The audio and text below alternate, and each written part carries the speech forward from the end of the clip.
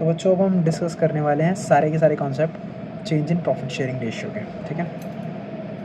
देखो, profit sharing ratio change होने का मतलब है पहले कुछ पार्टनर्स थे जो पार्टनरशिप में थे, वो शेयर कर रहे थे फॉर एग्जांपल 5:3:2 की रेशियो में, ठीक है। लेकिन अब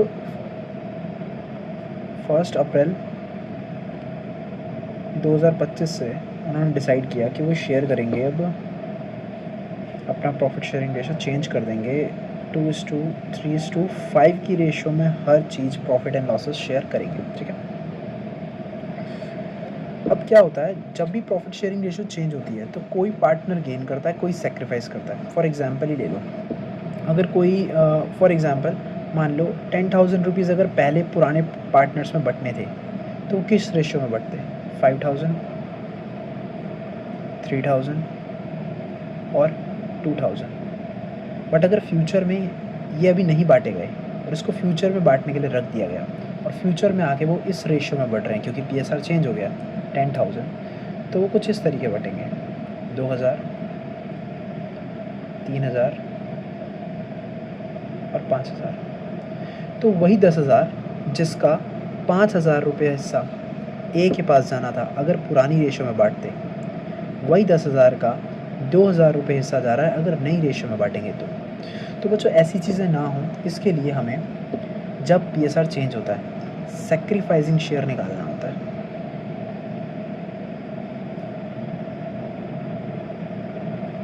जिसको निकालने का सिंपल सा तरीका होता है ओल्ड शेयर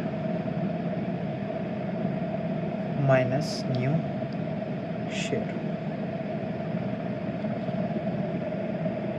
ठीक है।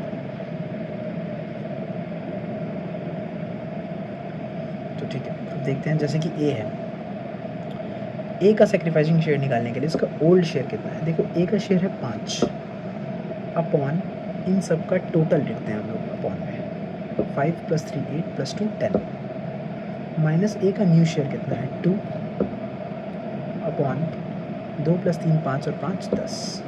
तो ए का सेक्रीफाइसिंग शेयर आया 3/10। सिमिलरली बी 3/10 माइनस न्यू भी 3/10 यानी कि आया 0। तो बी ना ही गेन कर रहा है और ना ही सेक्रीफाइस कर रहा है। इसके बाद में आता है अपने पास बच्चों सी।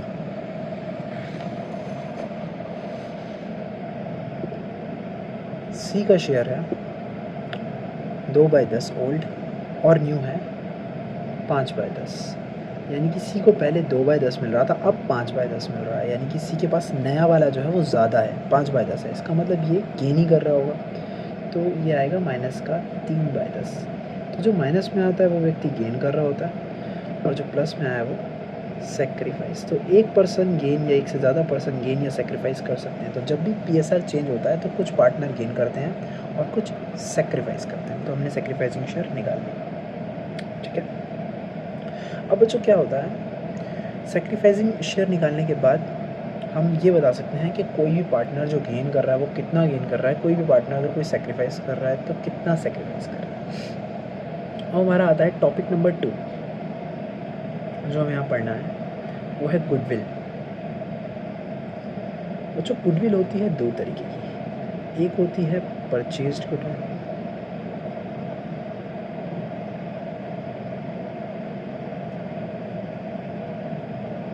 एक होती है हमारे पास में सेल्फ जनरेटेड गुडविल। बच्चों ये शो हो रही है तो होती है गुडविल हमारी बैलेंस शीट में, और अगर आपके पास बैलेंस शीट में गुडविल शो नहीं होती है तो ये नीचे क्वेश्चन में एक दूसरे नाम से शो हो रही होती है जिसको बोलते हैं एग्जिस्टिंग गुडविल या goodwill existing in the books, इस नाम से भी शो हो सकती है। Self generated goodwill valued goodwill के नाम से ट्रीट होती है, यानी कि वो गुडविल जो पार्टनर ने खुद बनाई है, ठीक है। अब इन दोनों के ट्रीटमेंट बच्चों हमारे पास अलग अलग होते हैं, दोनों के ट्रीटमेंट अलग है, ठीक है। दोनों के ट्रीटमेंट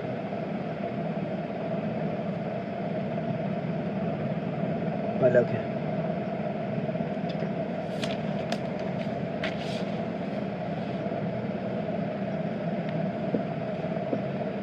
अगर मैं बात करूं परचेज गुडविल की,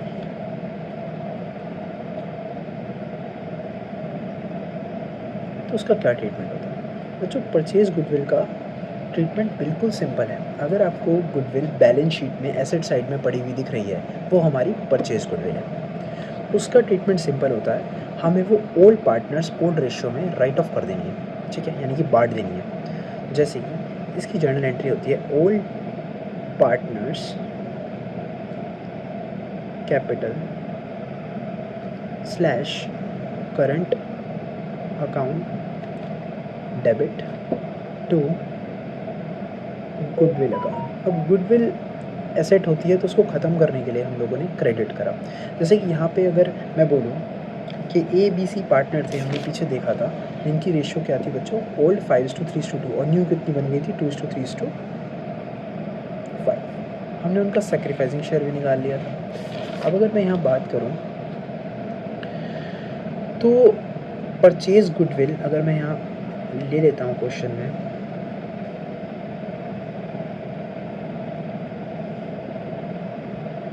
$75,000,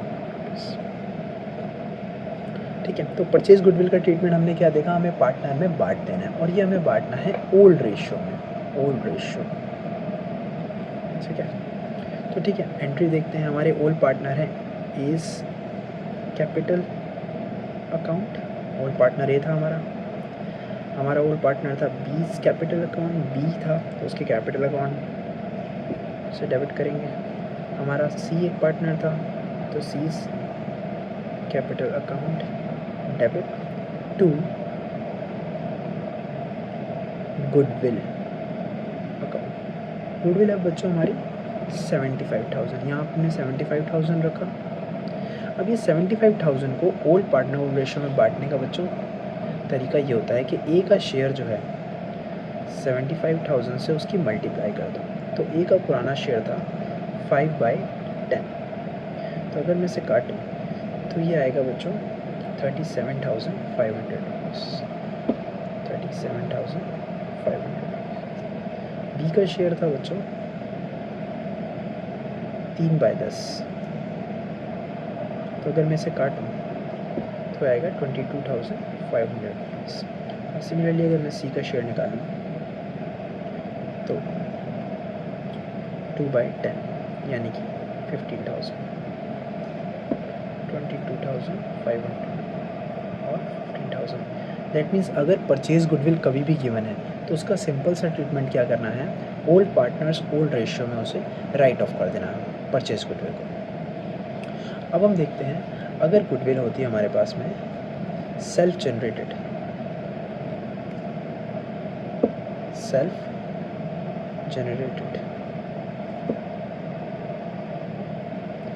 तो सेल्फ जनरेटेड गुडविल के लिए आपको 4 स्टेप्स फॉलो करने पड़ेंगे।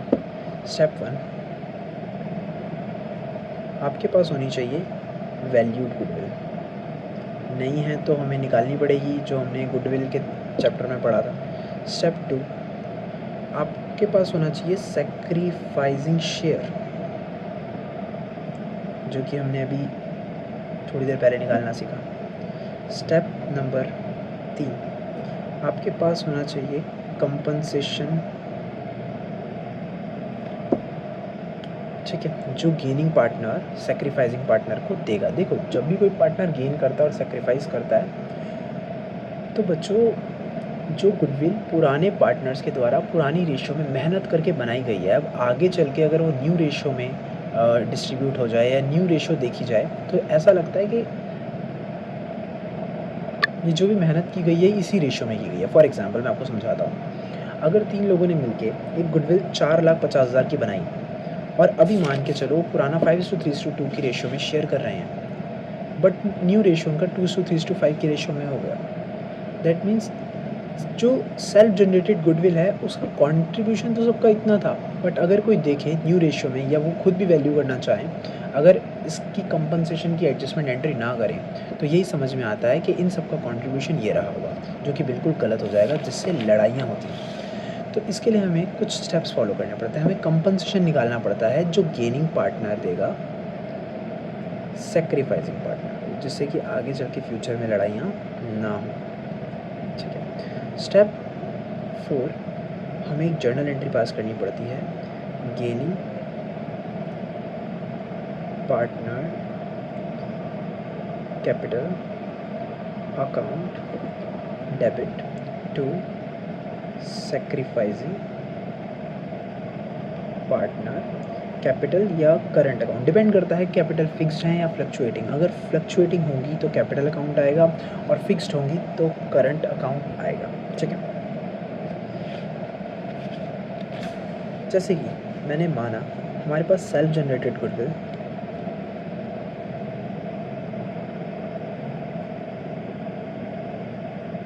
की वैल्यू है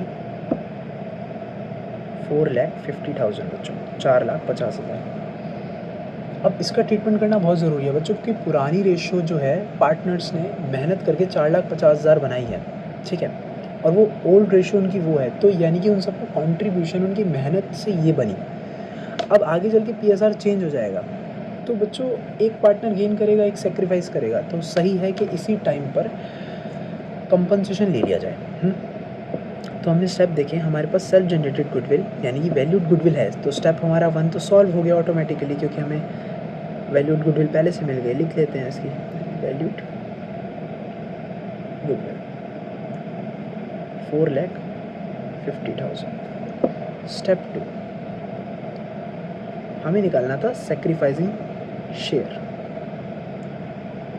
जो कि हम ऑलरेडी पीछे निकाल चुके हैं, पेज पर हमने देखा था। ए कर रहा था सेक्रीफाइस 3/10 से और सी कर रहा था गेन 3/10 से।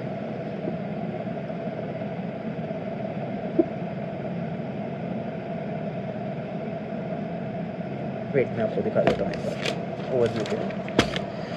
देखो ये निकाला था हमने इस पेज पे।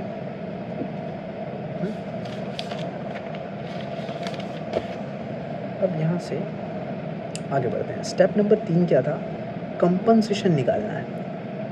कंपनसेशन निकालने के लिए हमें वैल्यूड गुडविल में जो भी पार्टनर गेन कर रहा होता है उसकी मल्टीप्लाई कर देते हैं।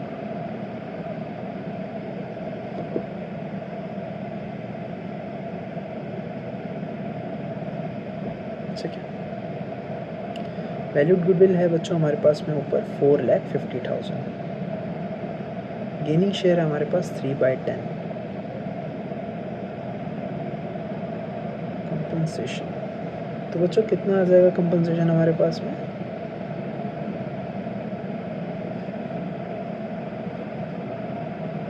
$1,35,000। ठीक है। तो वैल्यूड गुडविल का भी हमारे पास 1,35,000 कंपनसेशन आ गया। स्टेप नंबर 4 रहता है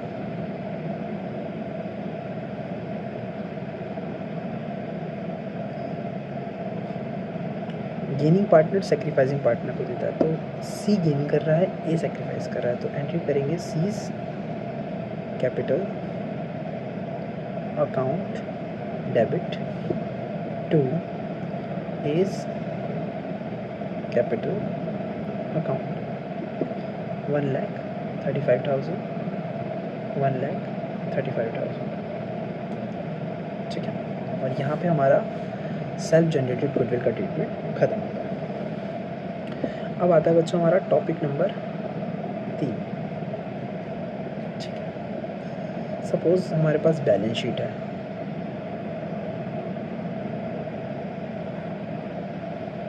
और उसमें हमारे पास जनरल रिजर्व 60,000 का है। ठीक है। हमारे पास एक्यूमुलेटेड प्रॉफिट्स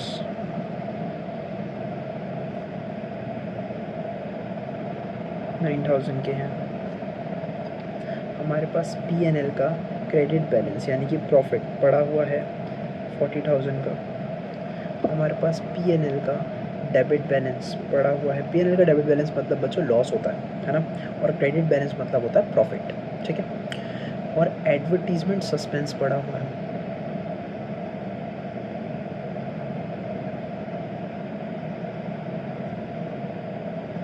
इसकी वैल्यू है बच्चों 30,000 सपोज। ठीक है। और कैश पड़ा हुआ है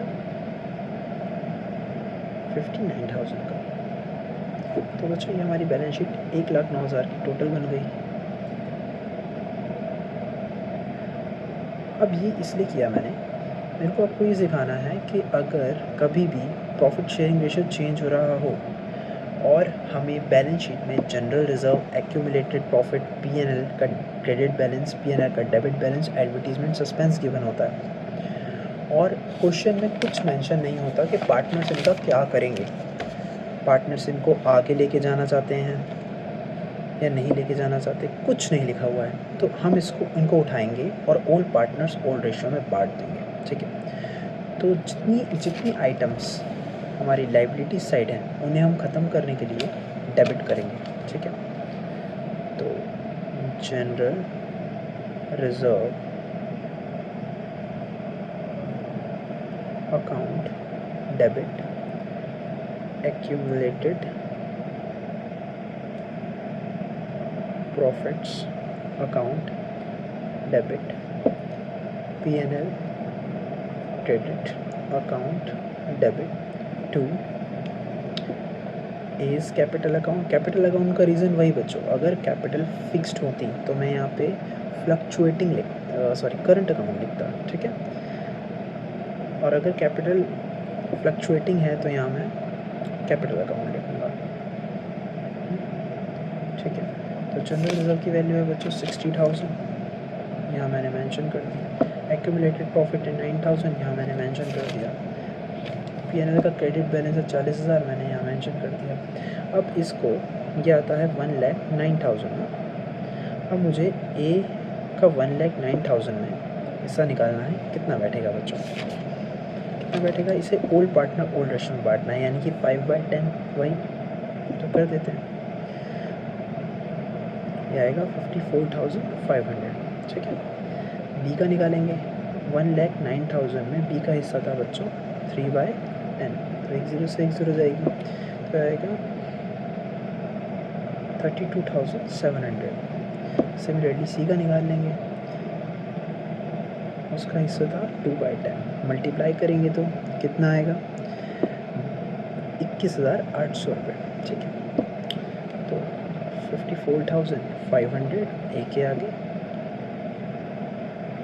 32,700 बी के आगे और 21,800 सी के आगे, यानी कि ये हमने इनमें बांट दिए। कौन सी रेशियो में बांटे हैं बच्चों, ओल्ड रेशियो में।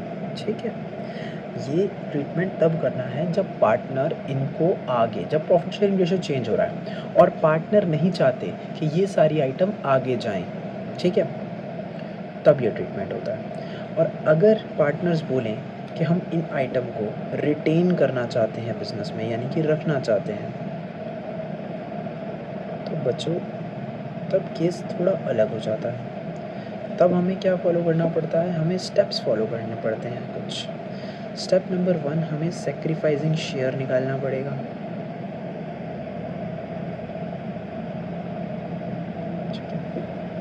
स्टेप नंबर 2, हमें इनमें पार्टनर का कंपनसेशन निकालना पड़ेगा, जैसे हमने गुडविल में किया था, बिल्कुल सेम। और स्टेप नंबर 3, हमें gaining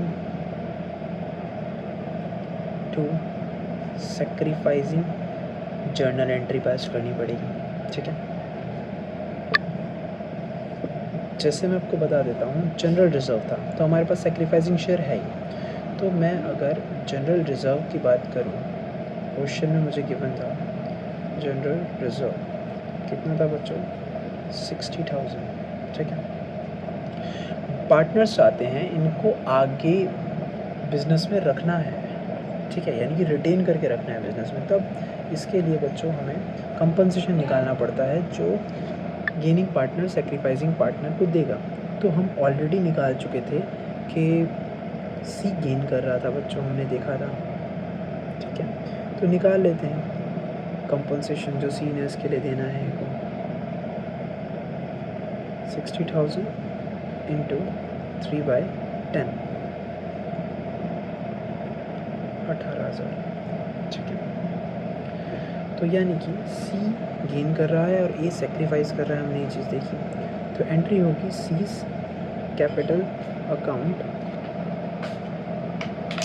debit to A's capital account, क्योंकि ए ने सेक्रीफाइस किया था, हम ऑलरेडी देख चुके हैं अपने फर्स्ट पेज पे। देखो सी गेन कर रहा है और ए सेक्रीफाइस कर रहा है। तो बच्चों ये निकल के आया 18,000 रुपये सी दे रहा है ए को, ठीक है।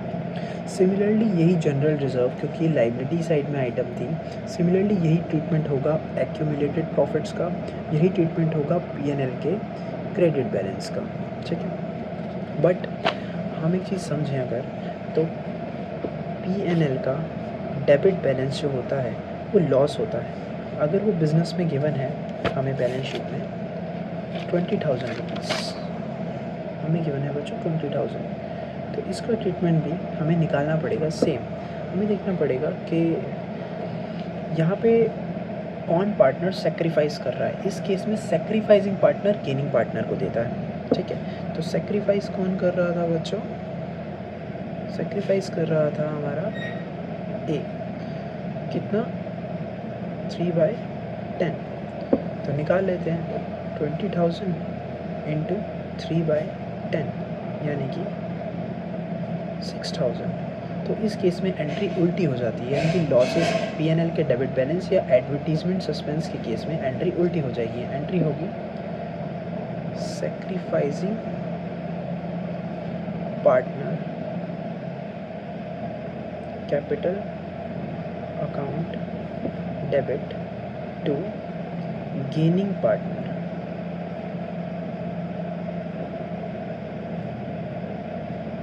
Capital account, correct. ऐसा करना है। तो हमारे पास है सेक्रीफाइस करने वाला ए, तो ए के कैपिटल अकाउंट से डेबिट कर लेंगे और सी के कैपिटल अकाउंट में पैसा डाल देंगे। तो ध्यान रखना लॉस के केस में जस्ट उल्टा हो जाता है एंट्री, और रिजर्व एक्यूमुलेटेड प्रॉफिट या पीएनएल के क्रेडिट बैलेंस के केस में ऐसा ट्रीटमेंट होता है जो हमने यहाँ सीखा था, ठीक है। यहाँ पे हमारे जनरल रिजर्व एक्यूमुलेटेड प्रॉफिट मतलब रिजर्व के ट्रीटमेंट ख़त्म होते हैं। अब हमारे पास आता है टॉपिक नंबर 4 जो है वर्कमैन कंपनसेशन रिजर्व। बच्चों ये होता क्या है, देखो ये एक 11th क्लास में हमने प्रोविजनल रिजर्व चैप्टर पढ़ा था। रिजर्व जो पैसा साइड रखा जाता है उसका एक स्पेसिफिक टाइप होता है। वर्कमैन कंपनसेशन रिजर्व, अगर कभी वर्कर स्ट्राइक पे चले जाएं या कोई ऐसी सिचुएशन हो जाए तो भरपाई करने के लिए ऐसे रिजर्व बनाए जाते हैं। मान के चलते हैं हमारे पास वर्कमैन कंपनसेशन रिजर्व पड़ा हुआ है 1,20,000 का, ठीक है। ये इसीलिए बनाया गया है कि कल को कुछ प्रॉब्लम हो गई तो इस रिजर्व से पैसा निकाल लिया जाएगा। बट हम मान के चलते हैं कोई क्लेम ही नहीं आया, नो क्लेम, किसी वर्कर को कोई दिक्कत नहीं हुई, कोई स्ट्राइक नहीं हुआ। तो बच्चों जब भी प्रॉफिट शेयरिंग रेशो चेंज हो रहा होगा उस टाइम पे ये रिज़र्व हम लोग नो क्लेम के केस में पार्टनर्स में बांट देंगे। अब रिज़र्व सारी लाइबिलिटीज़ होते हैं तो उसको ख़त्म करने के लिए हमें डेबिट करना पड़ेगा, इसलिए जर्नल एंट्री होगी workman compensation reserve account debit to A's capital account to B's capital account to C's capital account.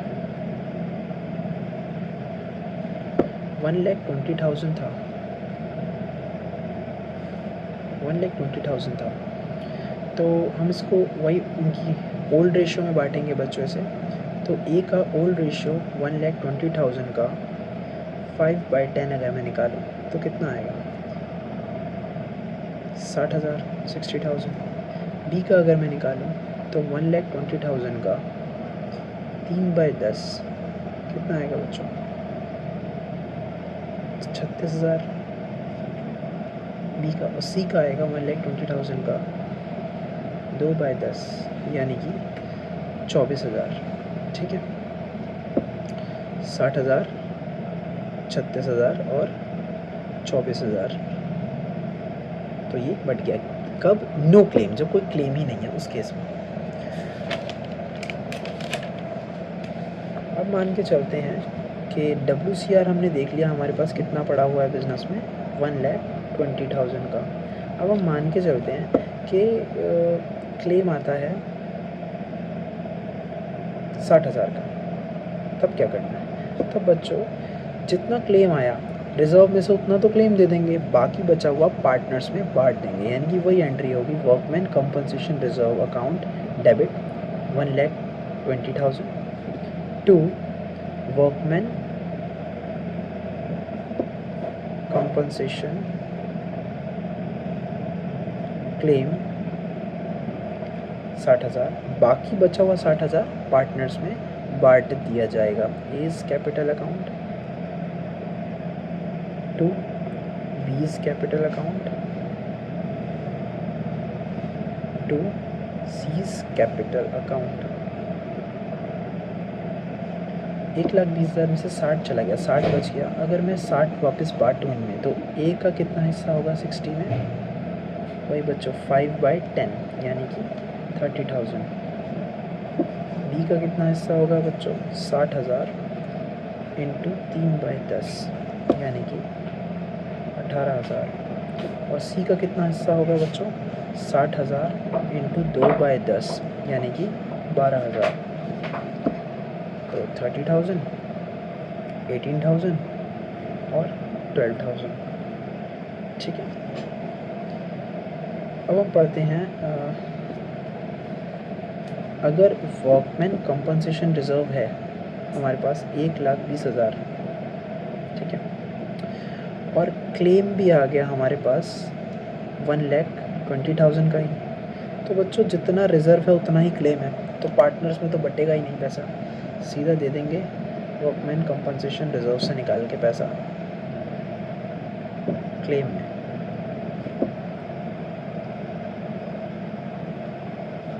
Debit to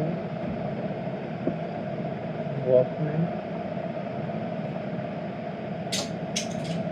compensation claim 1,20,000 और 1,20,000। ठीक है। अब है बच्चों WCR यानी कि वर्कमैन कंपनसेशन रिजर्व हमारे पास पड़ा हुआ है 1,20,000, लेकिन वर्कमैन कंपनसेशन क्लेम आया बच्चों हमारे पास में 1,50,000। तो बच्चों रिजर्व से तो 30,000, रिजर्व से तो हमारे पास 1,20,000 निकल जाएंगे, लेकिन 30,000 रुपये और कहाँ से निकल आएंगे? कहाँ से लेकर आएंगे? तो बच्चों देखो इसमें हमें क्या करना होता है, हम एंट्री पास करेंगे workman compensation reserve account debit revaluation account debit. देखो WCR हमारे पास 1,20,000 था, 30 की कमी पड़ रही थी तो 30 हमने यहाँ से निकाल लिए और सारे के सारे जो हमने क्लेम में देने हैं उसको क्रेडिट कर दिया। वर्कमैन कंपनसेशन क्लेम कितना था बच्चों? 1,50,000, 1,50,000 रुपीज़। ठीक है, ऐसा करना है। ये थे हमारे WCR के यानी कि वर्कमैन कंपनसेशन रिजर्व के केसेस। अब हमारा लास्ट टॉपिक है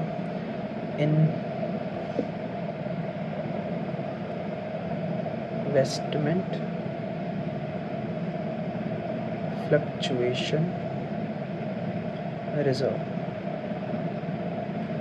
अच्छा, कई बार बिजनेस मार्केट में इन्वेस्टमेंट करके रखता है तो उसके लिए कुछ रिजर्व मेंटेन करता है अपने पास में कि अगर इन्वेस्टमेंट की वैल्यू कम हुई, ज़्यादा हुई, तो ये रिजर्व हेल्प करेंगे उसको झेलने में। ठीक है, तो मान के चलो इन्वेस्टमेंट फ्लक्चुएशन रिजर्व हमारे पास 60,000 के पड़े हुए हैं और साथ ही बिजनेस की बैलेंस शीट में इन्वेस्टमेंट पड़ी हुई है बच्चों 4 लाख की। ठीक है, तो ये हमारी लाइबिलिटी होता है बच्चों, रिजर्व हम जानते हैं, है ना, और इन्वेस्टमेंट हमारी एसेट होता है, इस बात को ध्यान रखना है। तो अब केस नंबर 1 बच्चों इसका ये बनता है कि अगर